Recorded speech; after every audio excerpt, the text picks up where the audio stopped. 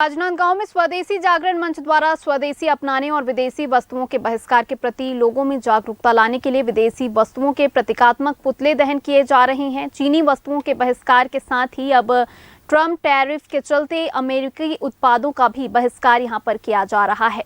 स्वदेशी अपनाने राष्ट्रव्यापी आंदोलन के तहत में चीन और अमेरिका के सामानों को बहिष्कृत करने का आह्वान किया गया है। स्वदेशी जागरण मंच के संयोजक राजकुमार शर्मा ने कहा है कि हमारे देश में बने हुए उत्पादों का आम जन उपयोग कर रहे हैं और विदेशी वस्तुओं का बहिष्कार कर रहे हैं।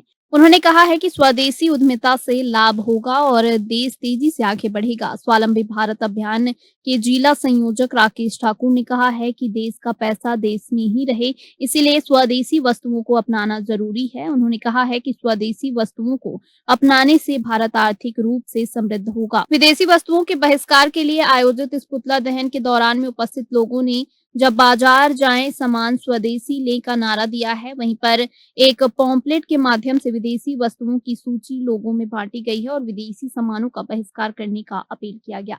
हमारे और व्यापारी वर्ग को संयुक्त तत्वावधान में हमने यह कार्यक्रम रखा है ताकि हमारे देश में देश की बनी हुई वस्तुएं एवं देश के बने हुए उत्पादकों का आम जनता उपयोग करे और विदेशी वस्तुओं से अपने आप को दूर रखें ताकि स्वदेशी वस्तु बिकेगी। स्वदेशी उद्यमिता से अगर कोई लाभ होगा उससे देश बढ़ेगा, देश आगे बढ़ेगा।